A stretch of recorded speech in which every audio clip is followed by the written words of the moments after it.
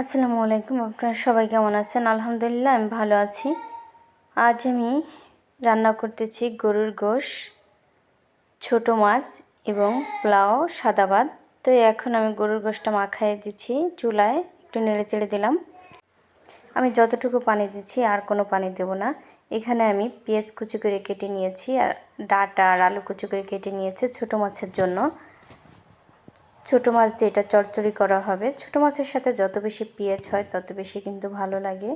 এই যে বালতিতে করে ছোট মাছ আমি ভিজিয়ে রেখেছি, দেখেন এই ছোট মাছ দিয়ে চচ্চড়ি করলে অনেক মজা লাগে। এখন আবার একটু নেড়েচেড়ে দিই যাতে তলে ধরে না যায়। আমাদের বাসায় প্রায়ই আমি এরকমভাবেই রান্না করি, মানে মাখাইয়া রান্না করি। আর বেশি একটা পানি দেই না, যতটুকু মানে হাত ধুয়ে যতটুকু পানি দিই এর বেশি আর পানি দেই না। তার থেকে যতটুকু পরিমাণ মানে ঝোল থাকে ওটাই এনাফ। অনেকে দেখি পানি গরম করে দেয়, কিন্তু আমি কোনো পানি টানি আর দেই না, এটাই যথেষ্ট। এখন আমি আলু দিয়ে দিব। এই আলুটা কিন্তু আমি বড় বড় আকারেই কেটে দিয়েছি। আর আলুটা দিয়ে আমি বেশি জাল দেব না, হালকা হালকাভাবে জাল দেব যাতে গোশ এবং আলু দুটোই সিদ্ধ হয়ে যায়। বেশি চড়তি জাল দিলে পারা ঝোল টেনে যাবে কিন্তু সিদ্ধ হবে না, এর জন্য আমি বেশি চড়তি জাল দেব না। এখন আমি একটু নেড়েচেড়ে দিচ্ছি যাতে আলু এবং গোশ মানে মিশে যায়।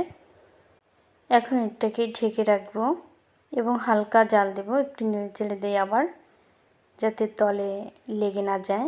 এই দেখেন আমার আলুটা সিদ্ধ হয়ে গেছে, আমার তরকারিটা কিন্তু হয়ে গেছে।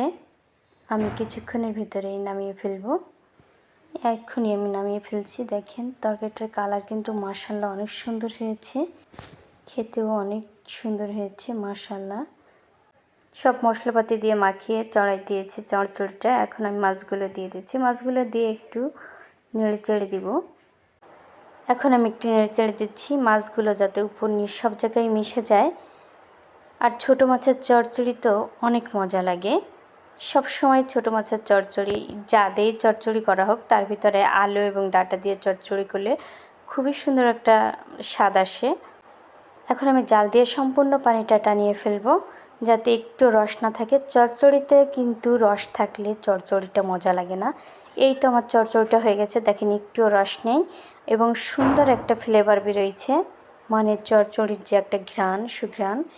এখন আমি পোলাও রান্না করব, তাই পেঁয়াজগুলো ভেজে নিচ্ছি। আমি কিন্তু আজ অন্যভাবে একটু পোলাও রান্না করব। এই পেঁয়াজ ভাজার ভিতরে এই চালগুলো দিয়ে দিব আর মানে পেঁয়াজটা উঠাবো না, এই তেল এবং পেঁয়াজের ভিতরে এই চাউল দিয়ে দিব। কিছুক্ষণের ভিতরে আমি চাউল দিয়ে চাউলগুলো ভাজা ভাজা করে নিব।